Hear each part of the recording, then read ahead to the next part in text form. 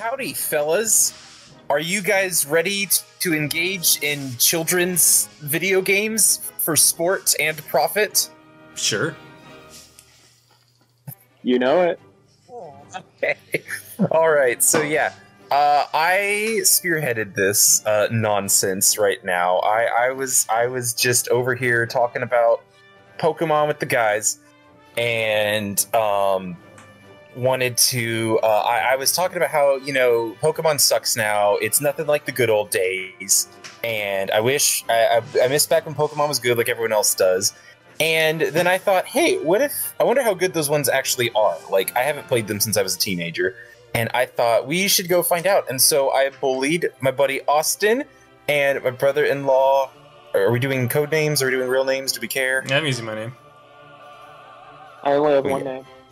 Okay, Christian it is. So Austin and Christian to play these through with me, and we're starting with Gen 1, and we're just gonna go straight down to at least, I guess, Gen 9 is out, but we're just starting with Red, Blue, and Yellow is what we started with. So but before we go any further, actually, we do have one point of order, gentlemen.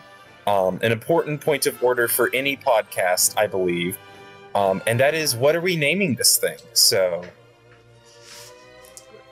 My official vote is the two dads and the other guy, since I'm the only non-dad here.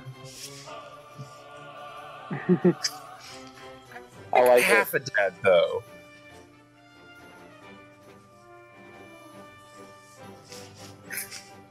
Okay. My vote, which actually came courtesy of my wife, is Nerdy Deeds Done for Cheap. Oh my word. I think that's pretty great. Yeah, I she doesn't even know that song. Or I guess she does from How I Met Your Mother. Yeah. That's great. I was going for the Game Boys or the Game Boys Advance. Those are my votes. So I guess I'll put in a little survey below, and yeah, we'll let the fans decide. Sounds good to me. Yeah. Okay, that sounds good. So for now, we'll just pretend that we'll just rip off Brandon Sanderson, and we'll leave it intentionally blank. Okay, so that's what we're going to start with. So I thought from there we could talk a little bit about what's going on, what we're doing, what's up, how we've had fun. Everyone knows what Pokemon is, right? Like, it's only the largest media franchise of like all frigging time ever. So, it was started by a dude, and he was bug collecting, and he remembered that as a kid, and then he got into game making. He's like, what if we made bug collecting like a game? And then he saw like that the Game Boy that had come out semi-recently had this ability to like transfer data between, it's very little bit of data, but it could transfer. It was like the first like system that had the ability to like talk between other systems, right? And he's like, oh my gosh, what if you could trade bugs along a cable, like, kind of like I used to be able to trade bugs with my friends. And that was kind of where Pokemon started, right? So that's a little bit of history. It's fun. I think it's cute. Ironically enough, given that none of us are doing any trading in this playthrough, though, are we? So we're kind of spitting in the face of that. Christian, You said you had found some fun facts related to it? Yes, I have some fun facts revolving around Gen 1, and since you talked about just now about the bug collecting, interesting enough, the first Pokemon, there's a lot of debate about who the first Pokemon was. Some people say Bulbasaur because the Pokedex has him as 001. Others say Mewtwo, and actually the first one to fully be designed was Rhydon. Okay, that's pretty cool. Which I think's really interesting, given that he is nowhere near number 1 on the Pokedex. You would think that they would start the first design with number 1, but that's not the case. So I thought that was a pretty interesting thing. And a second thing that I found out, I was doing some research today just into things that not a lot of people know about Gen 1, and originally, so, we all know when you start the game, there's Professor Oak, and originally, you could battle him. Oh, so there's like code that he was going to be a boss fight. I think I heard that as well, right? Mm-hmm. He originally, before it was eventually cut, but they originally coded it so that you could battle him, I think, near the second half of the game,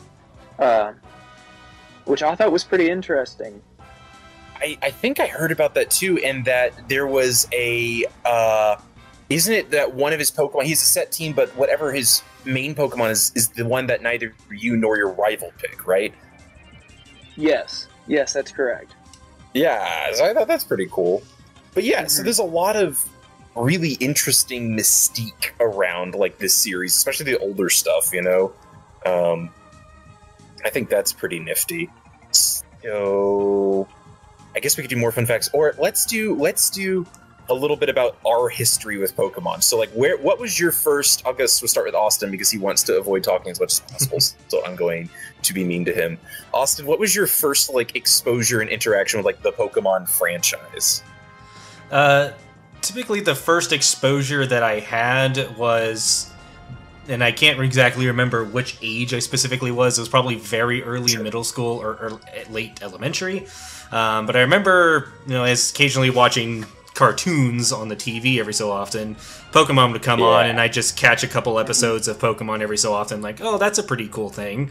And then I was exposed around the same time to, like, other kids in the school having Pokemon cards and playing some Pokemon trading card games. But I never actually learned how to play the game, but I still to this day have, like, a stack of Pokemon cards that still have no idea how to actually use them or any factor, but I just have some, I guess, so I don't know how I managed to accumulate any of those, but I got Pokemon cards at some point. And the first time that I actually getting involved in Pokemon was probably when I started playing Pokemon Diamond on my Nintendo DS, and that was pretty much my go-to game. Every time our family would go on any type of car trip, I sit in the back, open the Nintendo DS, and just start playing Pokemon Diamond and eventually Platinum, and other games that I accumulated later, such as like the Game Boy ones, like Ruby and some of the other older ones after the fact. Nice. That's pretty awesome. So you were about how old, I guess, when you started playing Diamond? That is a point where my memory is so bad I cannot pinpoint the age. I can guess an age, but it could be even before the game came out. I want to assume probably around 12 or 13. Let me look at this. Pokemon Diamond release date. So, Pokemon Diamond came out in 2006. So, how old were you in 2006? I was 9. So, okay, I guess I played it a couple years after it came out, but I definitely didn't get it when it was released. But okay, yeah. So you were a little bit, a lot of people seem to get into the series when they're younger, but you were a little bit older compared to, although you were exposed to it earlier, but you didn't actually start playing the games until, you were a decent bit older, it sounds like. Pretty much, yeah. I never obtained a Pokemon game when I was playing the Game Boy Advance. I played a large series of other games like Super Mario Bros. Or Yu-Gi-Oh! Games, but Pokemon never entered my gaming scheme until the Nintendo DS. So it's really funny also that you mentioned that like you didn't ever learn to play the trading cards, but like I've experienced that as well. And Christian, you've probably seen even more of this than I have because you both went to not always. I was homeschooled my whole life, whereas y'all have had more experience in public places as well. But in my experience, people actually play like Magic the Gathering and Yu-Gi-Oh, but people collect Pokemon cards. I feel like I never see people actually playing the card game. Do you feel the same way, Christian? Or I would definitely agree with that. I've never seen anyone play a card game, but I do have a very distinct memory of a friend coming over and looking at my Pokemon cards and wanting to take some home to show his parents, and I never saw them again. Oh no! Oh no! Yeah, I think that really does tie into the nature of what the series is, because, as you know, the catchphrase used to be, gotta catch 'em all, and, like, that's really, although as we've gotten up to 1,000, and not everyone, there's been Dexit and all that nonsense that we'll get to when we get to that, but it is pretty ingrained, the idea of, like, collection even more than battling. You even see that going on to things like Pokemon Go and stuff, so That was your first interaction then, Austin. What about you, Christian? Where were you first really interacting with the series, and where did you first see it on the periphery before then? So the series came out the year I was born. Yeah. I did not see it in my first year, unfortunately. But Unfortunately. I started with the series, similar to Austin. I started with the series. I'm playing the Pokemon cards. And I didn't get into the games until Ruby and Sapphire. Which Okay, so you were a little bit, you were a gen earlier than Austin. Mm-hmm. So I looked it up. Ruby and Sapphire came out in 2002. I don't think I got it right when they came out. So if I had to guess, I was probably around 6 or 7 at the time. Because I remember when Pokemon Emerald came out, and I had to have it, along with Fire Red and Leaf Green. Yeah, okay, so you were really big on it once you got into it then, right? Oh yeah, I had binders worth of Pokemon cards. I played the games religiously. Once they came out, I got the GameCube games, XD Gale of Darkness, Pokemon Coliseum, and I played the snot out of those. I did the trading where you could get the exclusives on Ruby and Sapphire, but you had to have like Gale of Darkness. I did all of that stuff. I was a Poké player growing up. That's pretty great. But funnily enough, I did get a DS, but that was the only generation that I ever really experienced. I've never encountered like Diamond and Pearl, even though from what I've heard, they're some of the best ones out there. It just kind of fell off for me. So I'm excited to get to experience that again. That is fun. So yeah, like I think that's pretty common from what I've heard from most people. Is a lot of people. Some people are diehards and go through, but most people hit a certain age. Usually, it is about 9 to 12, is what I've read, and like you just burn through a gen or two, and then you kind of burn out of the series. Seems to be that's like when I said at the beginning, we were talking about that whole like, oh, I want to play back when they were good, and a lot of people joke was like, well, it was good when I was 9 to 12, and then it became bad, but. That's part of what I'm interested in as adults. Two possible podcast name, two dads and another guy. I'm interested to see with a different lens where we're not in the midst of it and we have a little bit more hindsight to see if the old ones hold up or not. So I think for myself, so Pokemon, a funny story for me. Pokemon was banned. It was evil. My lovely, genuinely lovely, one of the like she is a saint. My father's mother said that Pokemon. She had been told by the preachers on the TV that Pokemon was of the devil, that it led you to being possessed by demons, and so you should never touch it. So it was banned hardcore at my house until the age of 12. But I remember being pretty darn young, probably about 6 or 7 myself.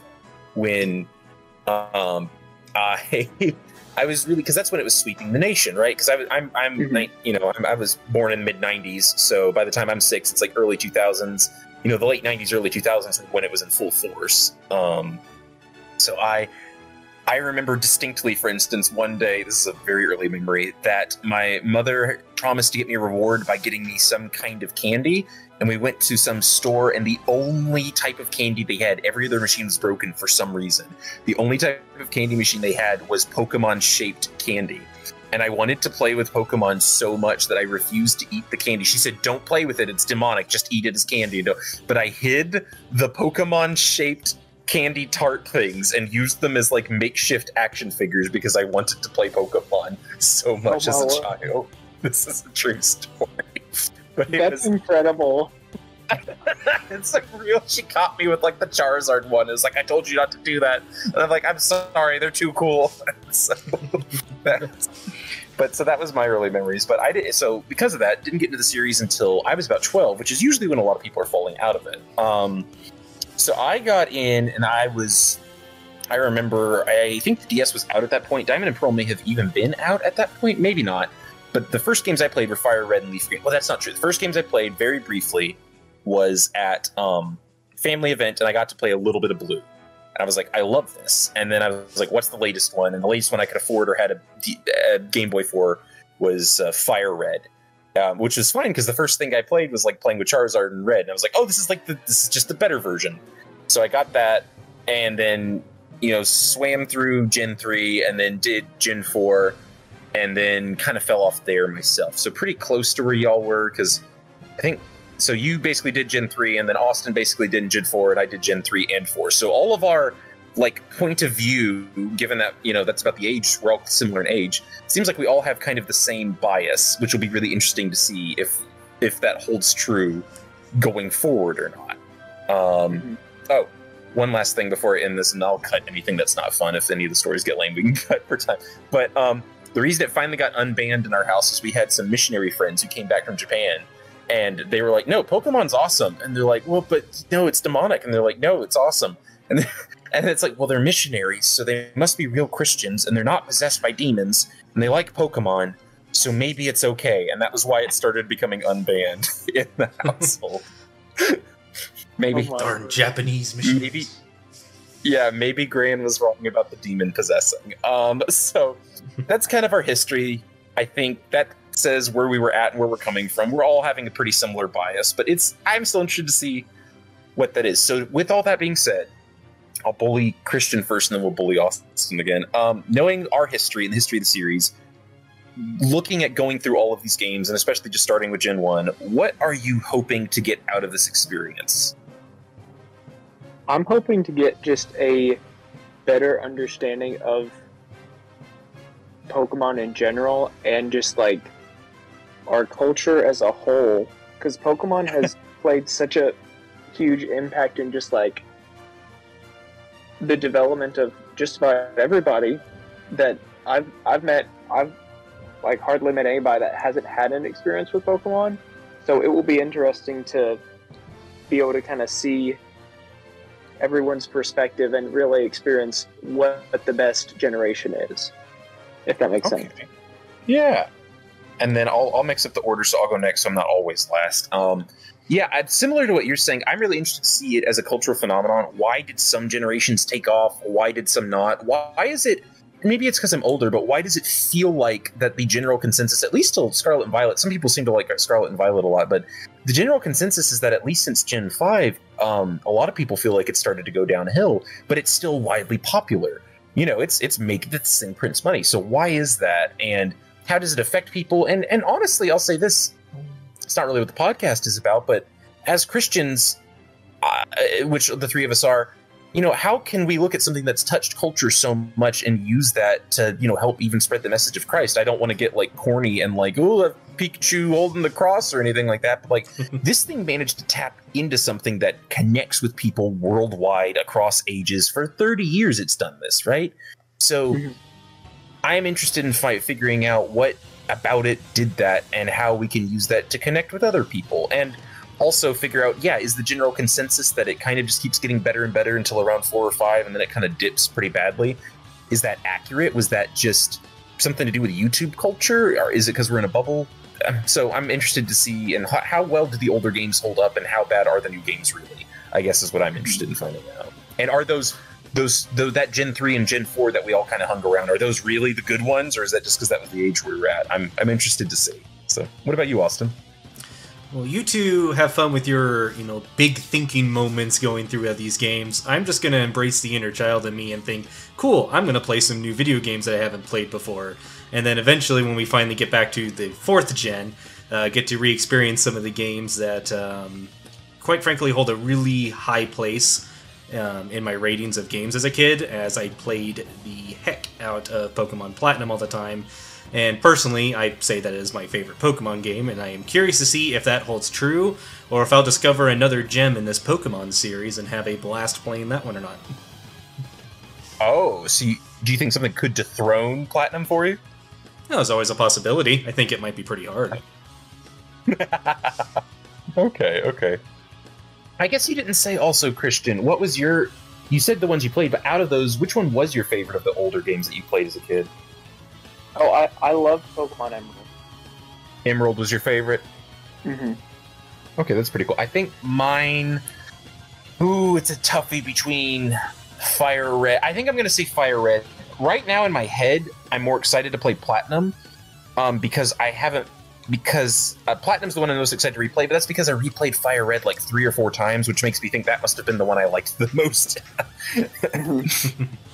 But yeah, okay, so that's pretty cool. So that's our... Okay, so that's... I might even split this into 2 podcasts, honestly. So that's kind of our history. What are we doing? Now, like, the meat of what we actually did, right? So we played up to Misty in this little run. We were going to do Brock, and we kind of did that in, like, 3 days. So I decided let's go to Misty. That's how far we got. So I guess we could just kind of go through what was our experience going back through Gen 1 all the way up to the 2nd gym. I guess we can kind of take it area by area. Does that sound like good to you guys? That sounds good to me. All right. Well, I kind of put it in the lexicon, so I guess if you wanted to argue about that, you should have done it earlier. So, all right. So we started with Pallet Town. You get like the most bare bones introduction, I feel like. It's really interesting playing Gen 1. Like I said, after playing, you know, we all have played 3 and 4 and maybe even some of the later ones, but that's kind of like what we've done. And this game is effectively running on a calculator, you know? Like, that's like...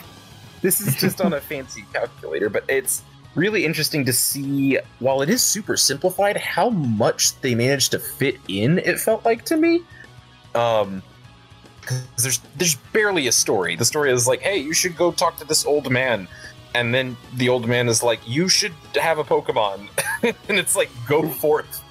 Like, it is pretty clear that story is not at the front and center. Because this is 1998 when it hit America. It's out in 1996 in Japan, but it's still, you know, late 90s. We have story-driven games, like the types of games that people feel are like genre-defining. I'm pretty sure, like Ocarina of Time, Final Fantasy VII, you know, whether you like it or not. Metal Gear Solid may have been 19, maybe a year later, but this is all around, you know, that's... Like, games have had meaningful stories at this point, and while this is on the Game Boy, where that's maybe a lot more limited because this is more like an NES, you know, it's an 8-bit console, it's pretty clear that they could have put a bigger emphasis on story if they wanted, but they didn't. Were y'all getting any feelings, or what were y'all's impression about that first town, you know, when you started the game up? I definitely agree with what you're saying. It's very, very basic. They really didn't dive into story. You know, they have little conversation pieces just for fun, but story-wise, there's really not much meat there. Just kind of, hey, you're a child, take this incredibly dangerous creature and go catch more. Great. Austin, any first impressions when you're starting it up? Any nostalgia? I guess you wouldn't have had that, but anything? What were you thinking as you going through this as like a new game to experience? Okay, well, for context, I am playing the Pokemon Yellow version of the game, which the introduction is slightly different from what I'm hearing compared to your guys' run-through. So, I mean, nostalgia thing, it just starts off, you know, you're a kid, you wake up in your house, you're like, oh, cool. Basic start of Pokemon is pretty much, I think, every other Pokemon game typically starts out with. You go find the professor, you go get your Pokemon. But in Pokemon Yellow, in case for anybody doesn't know, the game essentially makes you play with Pikachu as your starter. You don't get to pick between the 3 starters.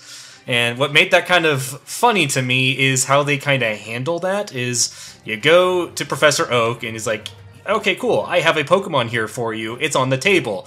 And then your rival's like, no, shoves you on the floor and says, this is mine, and steals it from you, which I found a funny change of pace for anything. And then Professor Oak just hands you your Pikachu, and then you move on that way, and he gets his Eevee. So the fact that it changed up with you just getting pushed to the side by your rival was kind of funny, and something that I haven't seen any in the Pokemon game. So it's a nice fresh start on that one. That is pretty funny. Yeah, because that's a big thing. You're playing the yellow version, which came out a year later in the US. So that was 1999, your version. It's pretty similar. You've got some different sprites. I'm actually going to... I forgot to do this. I'll do this at the end during the fun facts, but I'm going to show some pictures of some of the derpier sprites and how they've been changed in yellow, because I think that's pretty funny. But... your version is more based on the anime was really, really popular, as everyone here knows, and So they said, we're going to make a version that's kind of still the game, but follows the anime a bit closer. So they give you a special Pikachu that's supposed to be a lot like Ash and his Pikachu. It follows you around on the field, which is a fun feature. You can check in with it, like on how it likes you. It has, I think it's got some better stats, and it won't evolve to Raichu, a lot like the Pikachu in the anime. So that's some little fun differences there. So you already mentioned that you started with a Pikachu, Austin, kind of by force. You didn't really get to pick. I ended up going for my starter with Charmander, a decision that I knew I would regret when I got to Brock, but I was not prepared. But I've always loved Charizard, Charmander. He's the most popular in terms of starters. That's just, I'm not very original. I was a child, and I've just stuck with it. I think the others are cool. I don't think he's the only one that's cool, but I ended up going with him because he's my favorite Pokemon, so I was I have to. What'd you pick, Christian?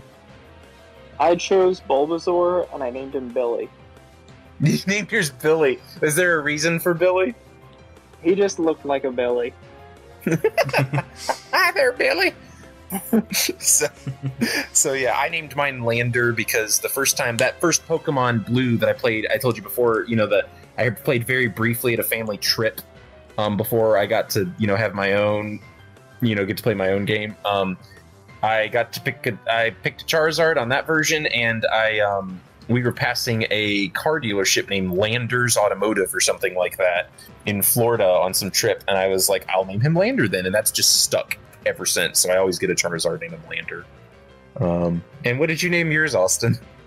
I am a loser and did not give him a nickname, so he's just Pikachu.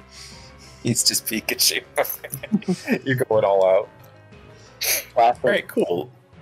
So any other impressions about just kind of the first town or anything? Oh, one other thing I noted was it is interesting. I don't mean this to be degrading, and I'm not trying to pick on a game that was made in, man, there's so much good about it, but I don't feel like the NPCs are characters. I do feel like the fact that every single thing they say, or almost all of it, is like a tutorial. I know there's some of that's not the case, but it does not feel like a living, breathing world, if that makes any sense. It feels like a game that you are let loose in, not like a place with characters that have lives, to me at least. Mm-hmm. Yeah. I would agree with that, yeah. But yeah, so you start off in your adventure. We got our Pokemon. We set out, and you initially go basically and get what are you even getting for Oak? Like a parcel or something? It doesn't matter. You go get a very tiny MacGuffin at the next town over, and then come back. That is all that is about. Not too much going on there. Although, a fun fact: did all of you run into the old man before you went to get the parcel when you were trying to head north? I did not. You didn't? I did, yes. Okay, you did. So yeah, for most of I wonder if yellow's different, but at least for most of them, you go up and there's an old man who's like, oh, I'm so tired, and they're like, oh, we need to get him his coffee, and you get him his coffee after you talk to Oak again, and it's like, he can teach you how to catch Pokemon in a bit. But two fun facts. One, I appreciated that he's like, do you want me to teach you how to catch Pokemon? And I was like, no. And in a game that doesn't have a ton of quality of life features, the fact that you could skip that tutorial was kind of wonderful. The second thing is, obviously, in the original, I don't know if everyone knows. Or do you know this fun fact? Do you want to say this fun fact, Christian? Do you know it? I'll let you have it. Okay, you know it, though. I don't want to steal your thunder too much. I'm not sure what you're going to say. Okay, then I will say it. Okay, the fun fact is that in the original, Japanese script there, it isn't, he's not just tired and passed out there. He's drunk and you have to go sober him up. That is what's actually going on in the original game, but obviously Nintendo of America in 1998 or so on didn't want to, have that in a children's game. So they made some changes. So yeah, I think that's fun. Did you guys do the optional battle against your rival in that town with the old man? Yes. How did that go for each of you? Not well. Did you lose to him? I did. He kicked my butt. I was shocked. He's so over-leveled for where you're at. He is. Friggin' Brock's like highest Pokemon is 14, right? And that's like a whole maze away, you know? Like, and his highest I'm pretty sure like his Pidgey is like level flipping like 12 or something insane. It was just brutal. Did you fare any better, Austin, or did you even run into him? If this is the fight where you go to the left of the town and bump into him, I did fight him, and he critted every attack, and I died. Oh, that's worth mentioning at this point. We each set ourselves a few rules about how we were going to play this game as well that I meant to mention. Why don't we just go down the list? Austin, what is your kind of self-imposed, maybe not a challenge, but like verdict to yourself while playing this game? Well, in my headcanon, every game has a special prophecy of a chosen Pokemon that will reign supreme over all the others. So I just catch one Pokemon or do a starter, and then I just designate them the chosen one, and I beat the game using only them. But of course I get some HM slaves they only exist to learn HM abilities and use that. I refuse to use them in combat and see how far I can get that way. And I've played that way most of the time, even when I was a kid. That's the way I played where I have others, but I did have one that was severely over-leveled, but I've gone away from that somewhat. Christian, what's your self-imposed challenge, though, this time? So I grew up similar to Austin. I used to just have the one that was OP, and I would level up as much as possible. But throughout starting out, I'm learning the benefits of choosing your types wisely. So I'm trying to diversify my Pokemon cast, but I've also decided no health items during battles. Like, I'll use health items like while I'm going through the forest or something in between battles, but not during. And and I'm not going to use any items that will level up my Pokemon or that will affect their stats. So like attack X, things like that. I'm not going to use those, but I will use items that will evolve my Pokemon. But I won't I won't just feed them rare candy until they're 99. Well, there usually aren't that many in the game, but yeah. Yeah. So, and then you were originally going to Nuzlocke, but then you decided not to at the last second, right? Yeah, I chickened out. Well, I don't blame you, because your first fight you got killed, like in that random toss trainer battle at the beginning with your rival, like the very first one. You got insta-killed, didn't you? He critted me 3 times in his 4 attacks. So I got wrecked. That's so good. I'm so sorry. Yeah, and then my rule is I am doing similar to Christian, except for I don't mind using items to improve anything, but my rule is I won't have any of my Pokemon go above the highest level of the of the gym specifically. So I look up, hey, the next gym, like I look up Brock's 14 on blue, right? So none of my Pokemon are allowed to go above 14 until I hit Brock. Originally I wanted to also have it so like if the gym has 2, I'm only allowed to use 2 or something like that. But foreshadowing, mistakes were made, and that was not going to be possible and have me still beat the game. So that rule at least has been tossed out. However, I am still keeping the the level rule because as a self-imposed challenge. So yeah, that's how we're all playing the game at least. Okay, so got the old man. We battled our rival. It was rough. Did we all? No, yeah, we all lost against him, didn't we? Except for or Austin, did you not? No, he's crushed me every time. Yeah, so that rival battle out of nowhere, stupid. So yeah, it's kind of funny. What do y'all think about the bully rival, where he's just kind of a jerk and he's like, "Smell you later," and then runs off? Like, he seems to have the most character out of any character so far. He's the only. I feel like everyone else is an NPC, and he's like also being like a small child, like running through this world with a dangerous animal, as you described it earlier. Yeah. Well, yeah, I was physically abused by him first thing, so great impression. Oh yeah. Yeah. So we oh my gosh, it was pretty funny. but then, yeah, hang on, let me look something up real quick. Okay, yeah, so the other thing I ran into pretty quickly was that, in terms of catching Pokemon, right? I knew Brock was coming up. We've all done this. That's where we're headed to, right into Brock. I know he's Rock. I also know my Charmander is going to be pretty weak against Rock. So I'm looking for something to damage him with. So I run around and I'm like, I'm going to get a Weedle, right? That's my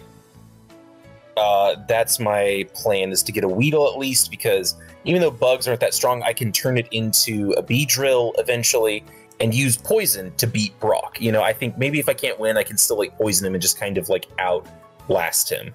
But then I realized also, and Weedle's weak against Rock, so I'll just get a Rattata, and in the process of getting a Rattata, I also happened to catch a Pikachu. So that was kind of what I was doing at that point. So I ended up going towards Brock with initially with a level 14 Charizard, a level 12 Beedrill, a level 12 Rattata, and a level 4 Pikachu. And I was like, okay, my plan again basically here is to poison him, and then just switch to Charmander and Rattata to just kind of tank hits while the poison kills him.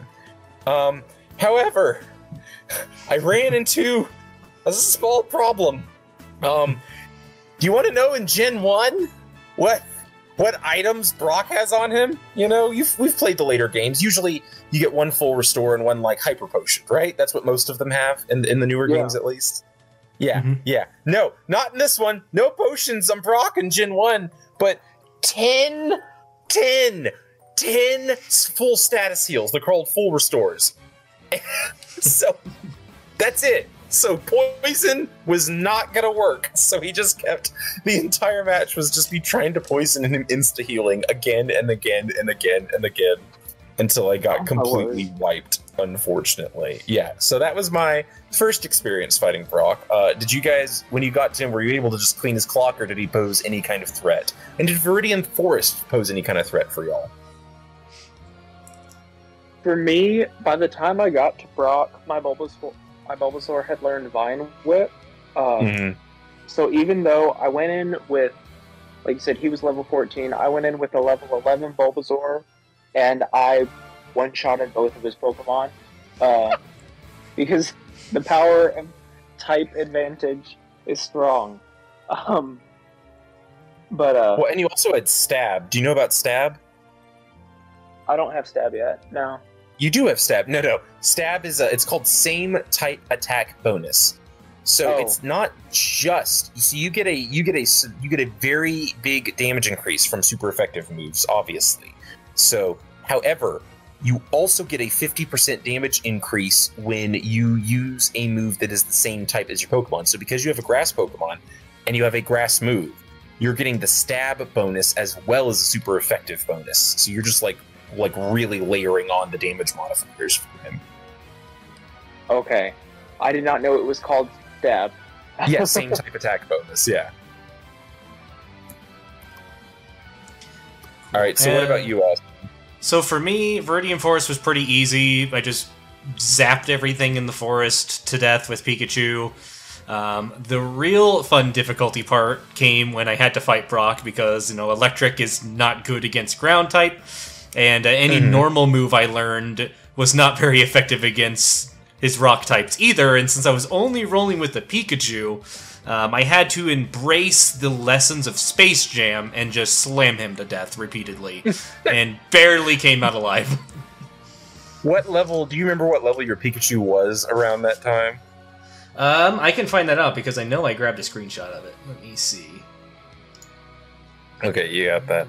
While you're grabbing that, I'll finish my story, though, because, so I got completely wiped, as I mentioned, and I was like, well, that's frustrating. So then I started grinding, and, full disclosure, we're all emulating one way or another here, even the, Christian, you're on your 3DS, but you're still, it's still an emulation, but I, no shame, fast-forwarded, because I was like, I've got to do this. So what ended up happening was, I went in because I got wiped. So I went in with a level 14 Pikachu, a level 14, I think he was still a Rattata at that point, a level 14 Beedrill, and a level 14 Charizard. And after 7.5 falcon hours, of grinding, I managed to kill him.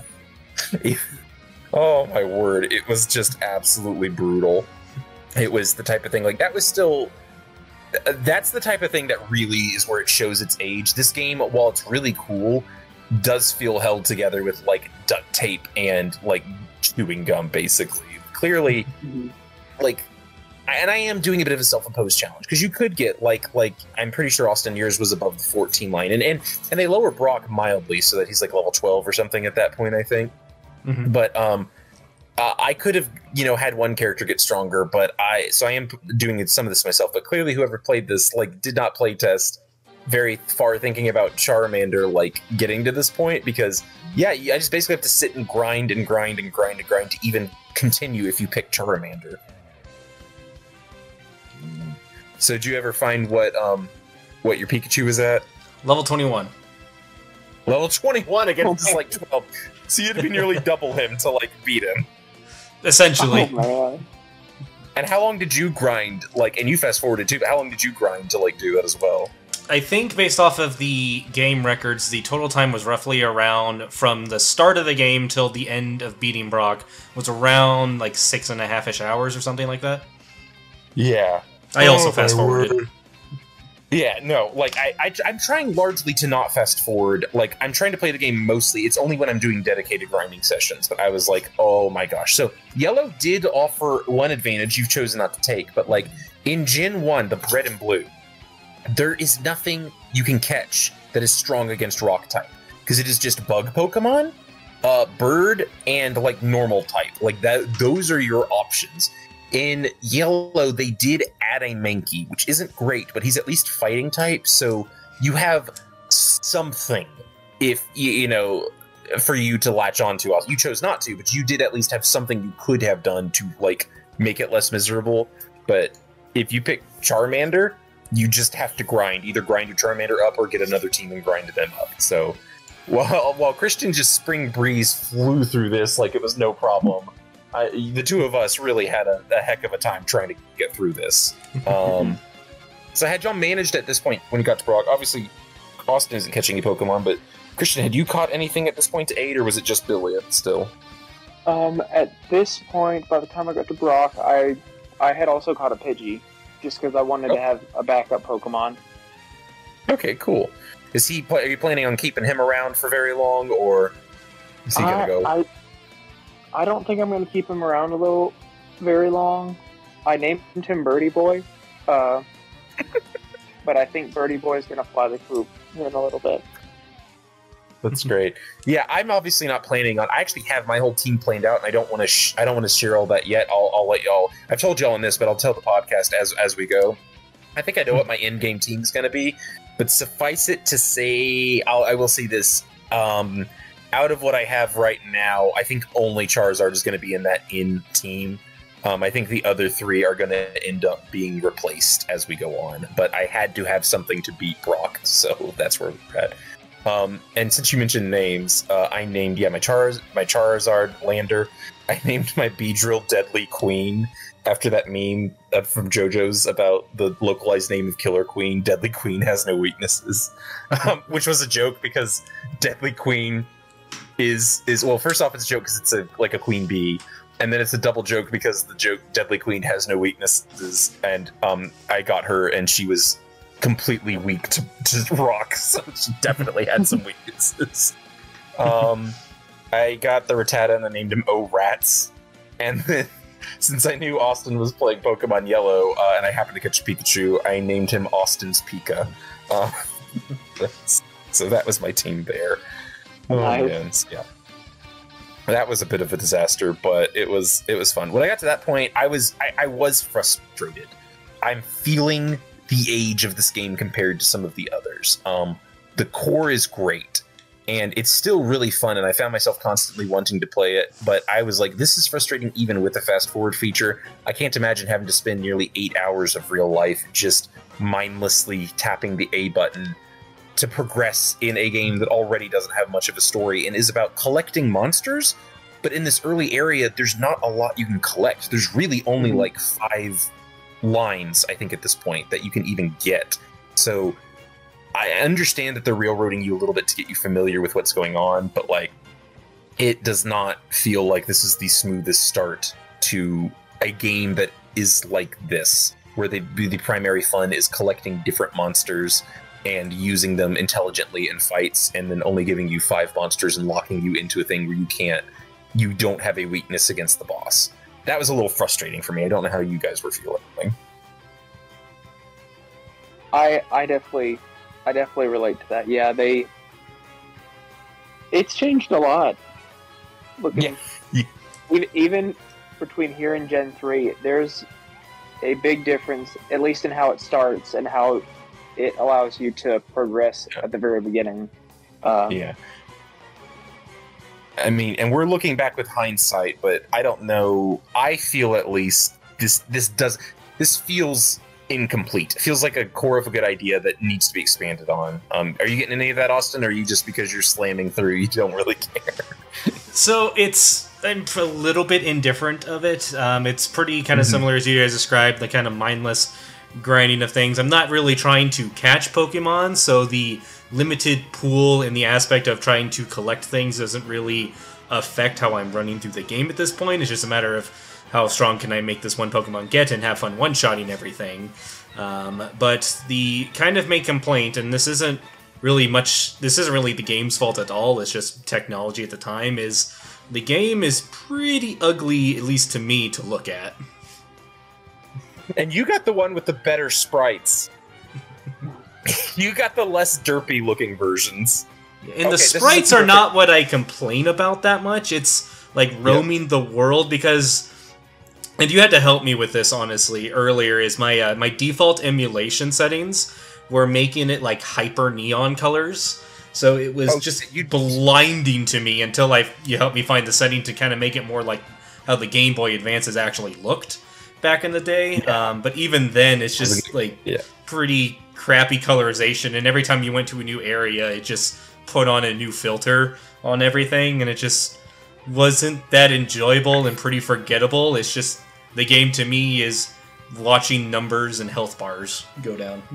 That's fair. That does remind me of something, though, and that's that related to that. So yeah, one difference. So because we're playing Red and Blue, like Christian, you're playing Red version, and I'm playing Blue, right? Yes. So most of your game just looks red, right? Like that's like what the palette is for the game, right? With little bits of blue in there. Mine actually has some color to it. You've got a few, but it's mostly red, isn't it? For the most part. Yeah. But mine's... Go on. It is a little more than just red and blue. I'm not sure if, because I have the 3DS version, if they kind of like revitalize the colors a little bit, but there are some other colors in there.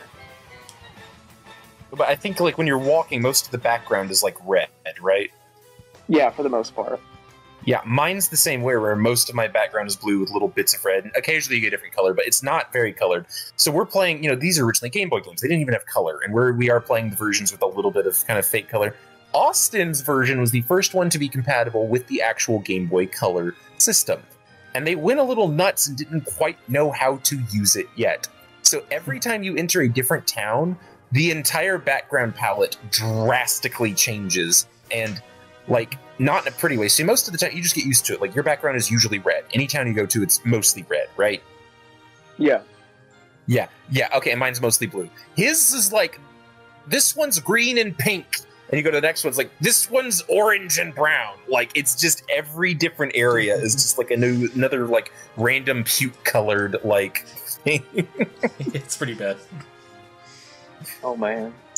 Because they get better at this as we go on, and we know that. That's part of what we're examining. But, like, yeah, they did not... Color is not a well-done feature yet. But related to that, where I was talking about derpy sprites, I'm going to send in the Discord chat real quick, and if y'all will click on that. So I want you to scroll down till you see the pink thing. These are some of, like, the 10 derpiest sprites. Like, here's... Do you see Wigglytuff there? Let me get back to Wiggly. Yeah. Oh my word. Yeah. So there's Wigglytuff. They were trying to do like a perspective thing with his eyes, but I don't think it quite worked out. And if you go down to the next one, you've got a Dragonite, who you'll know what he's supposed to look like later. He's just got like a little T-Rex body. And he's like, and he's not nearly as fat as he normally is. And he's got like a big derpy head. And I'll post these in the video, you know.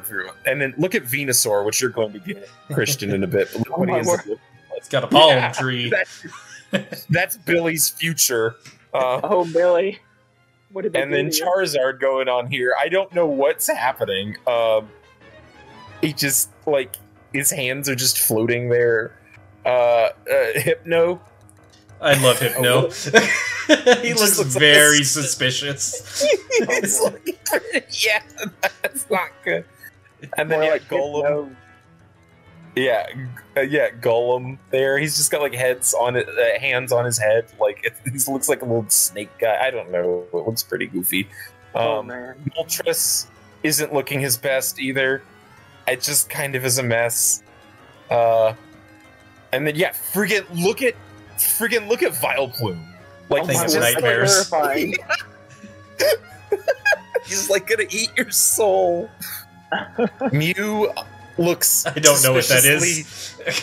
Do you know what Mew looks like? Is all I'm saying. Not good. Oh my word! It's not a good time. And then Ekans, the snake, just at the bottom. Looks like snake mixed with a goose. Yeah.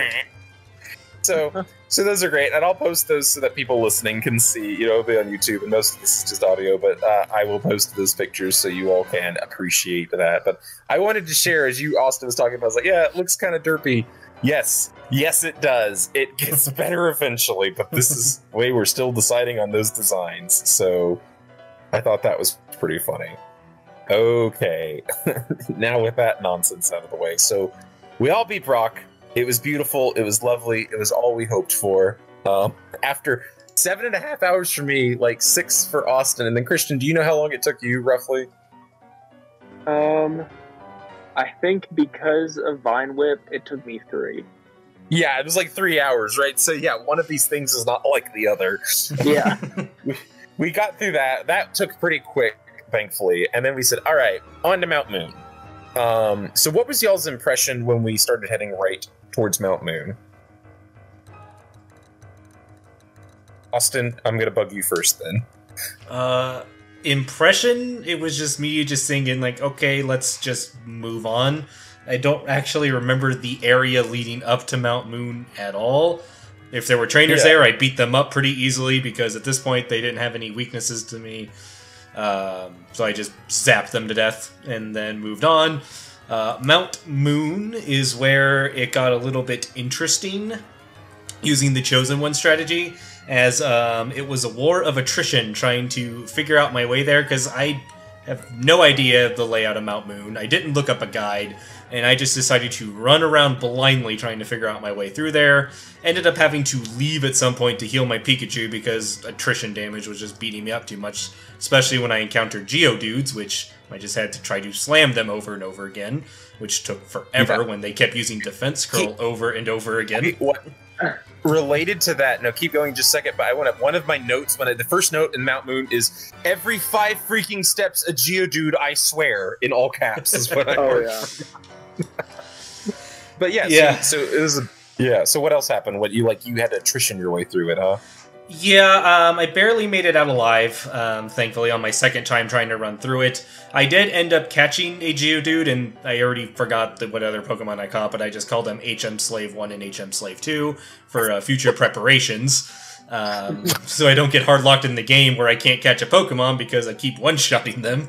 So got that hurdle accomplished, at least for now, and ended up making it through Mount Moon after a couple hours of trying to figure out my way around. Okay, nice. Christian, what about you? For me, it definitely seemed like they decided on the way to Mount Moon to throw as many trainers along that path as possible.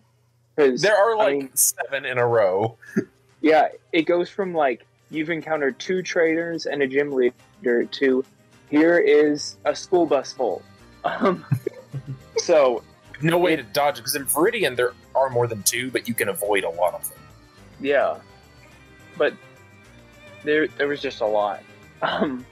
But I took down those trainers. I ended up catching a Nidoran, which I decided to name Nido Burrito. Which we have loved since you've told us that. That has been our favorite thing. Oh yeah, he's... I was really proud of that name. That's so good. I caught him, and then just because of movesets and preparing to catch Pokemon in the future, I ran across a Jigglypuff. I figured I'd catch it just for Sing, because it could put Pokemon to sleep and make it a little easier to catch them moving forward.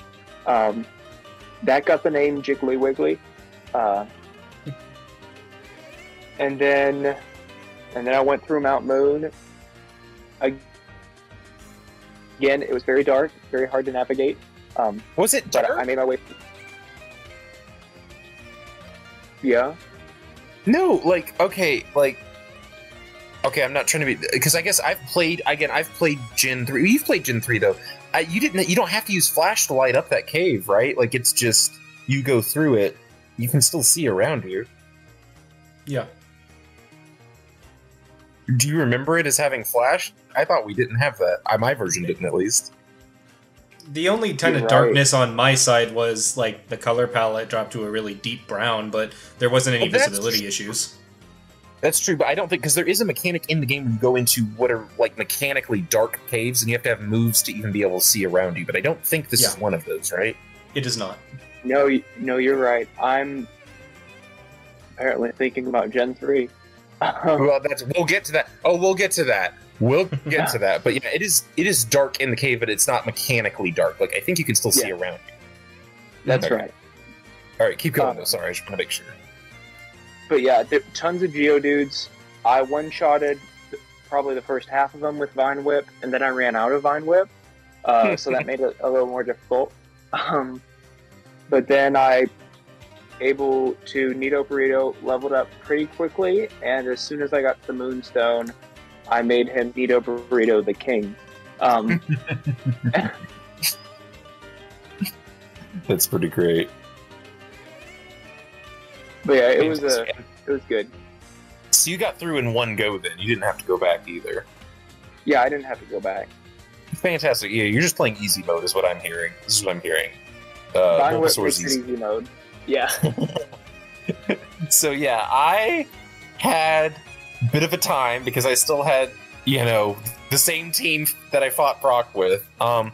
I think this is the part where I started to get impressed, partially because I was done grinding before Brock and it had opened up a little bit. But I love, even though there's not much of a story, that Team Rocket is just kind of in the world before you figure out what they're up to.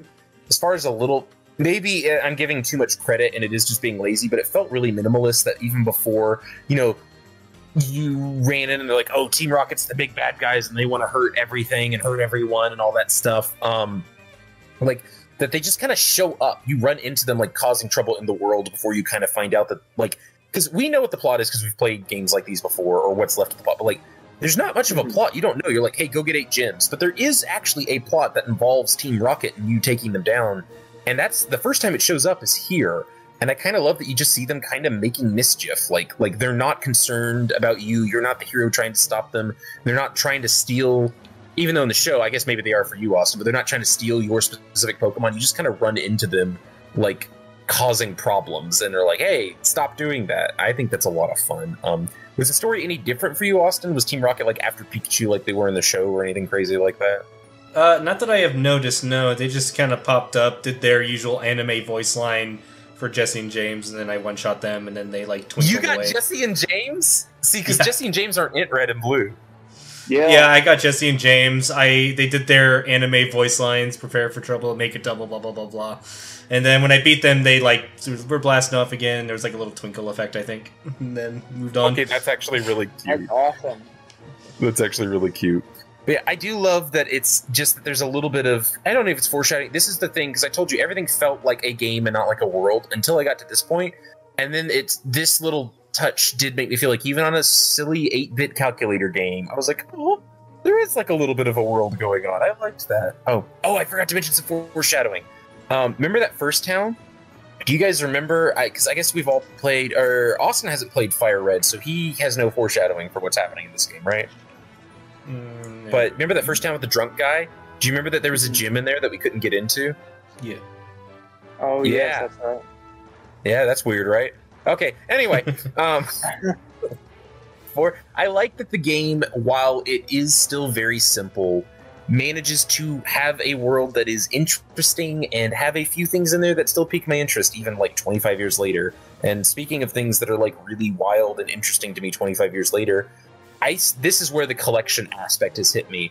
I am grinding my gears trying to stop myself, because I know y'all don't want to do it and it'll slow us down, being like, I want to complete the Pokedex. I feel, because we'd have to trade and that'd be hard, but I'm like, I mean, you can't even really, we can't trade with Christian really, but I'm like, I want to catch all the Pokemon, because like I literally was going through, I already know what my team is going to be, but I saw a Paris and I was like, that's really cool, and so I just caught it, even though I didn't need it. I named it Mushroomin', and I just thought it was interesting that like 25 years later, this little calculator game still has me going, I want to catch all the Pokemon, even though like I know I don't really. It's kind of just shocking how well it works, in my opinion. I also caught a sand shrew once I got out of Mount Moon, like right after on the way to Misty. And he is going to stay part of my permanent team. I named him Vasher after our cat. So... Nice. Yeah. Okay. So we get out of Mount Moon. What fossils did everyone pick, by the way? Kabuto for me. I chose the other one, the Dome or Helix. Helix? Okay. So you've gone with the Twitch Lord. Mm-hmm. You know, the Lord and Savior, the Helix fossil. Yeah. I just kind of Austin? spammed the button. I think I grabbed the Helix. I grabbed whatever was on the right side. Yeah, that's the Helix one. Yeah. So Okay. that's if you don't know anything about the Twitch. Do y'all know about Twitch Plays Pokemon, right? Nope. Okay, slight tangent then. Here we go real quick. So Twitch Plays Pokemon was when someone made a version of Pokemon Red that made some small edits, but basically said, okay, anyone in chat can type in a command and it will like input it into the Pokemon. And so the entire thing had to be like up, left, right, you know, like to get the character and beat Pokemon. And it took them a while, and there were some like small additions where when they got to the puzzles, they introduced a mode that's like you could vote on what move was going to happen. But all of Twitch played and went through Pokemon.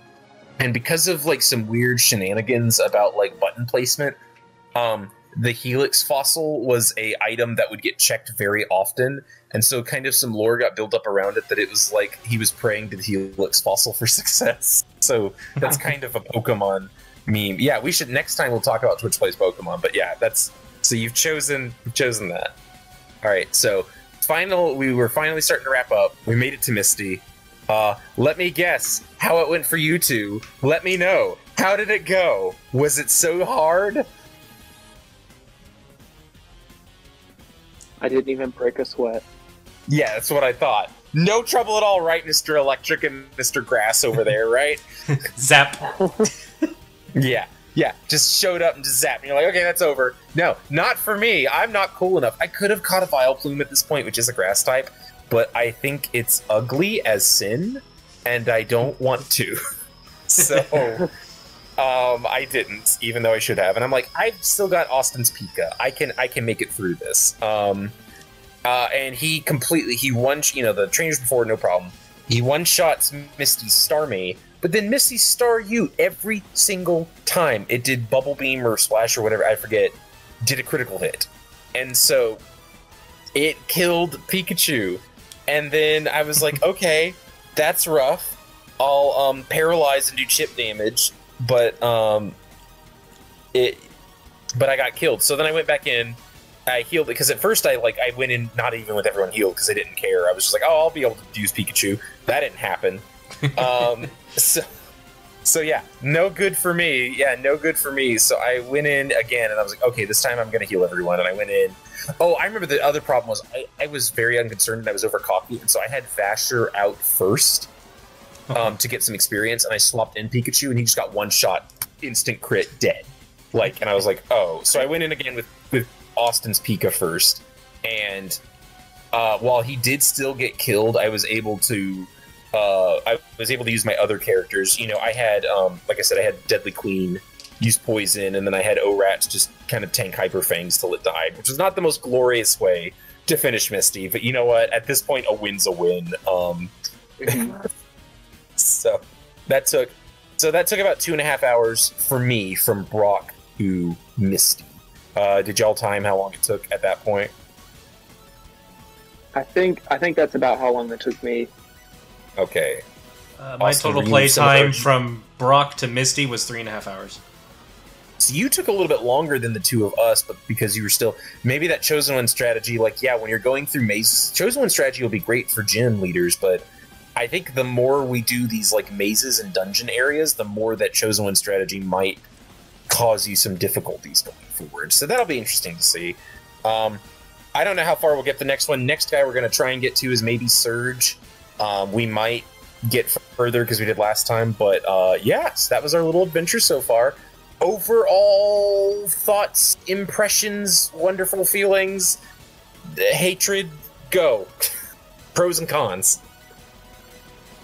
I'd say so far, overall, the game really holds up. Like we've been saying, it's still captivating, it's still interesting, and just playing it, you still feel that kind of whimsy that you did back when you were a kid playing Pokemon, whatever generation it was. So I'd say this has been a good experience so far. Okay, yeah.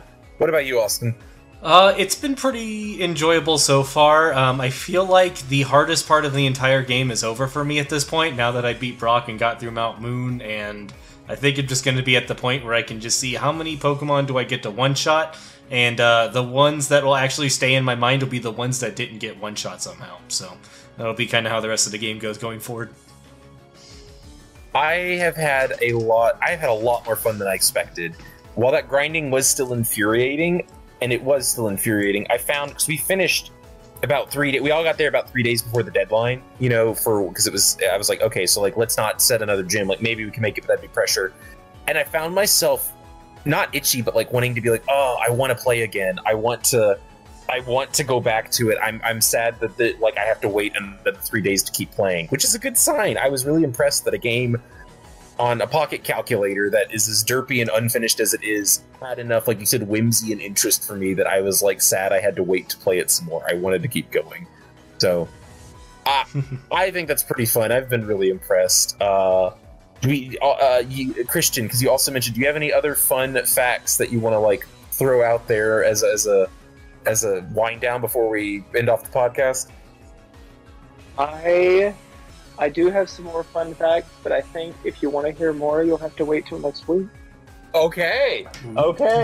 Well, any other final words then before we close it off? Nope. Christian, you? I think just this has been fun, and let's do it again sometime. Yeah, we'll hit the next one. All right, my final word is kumquat. See you guys later. Watermelons. Okay. Apricot. Apricot, there's a good one. That's Pokemon themed. All right, I'm going to stop the recording now.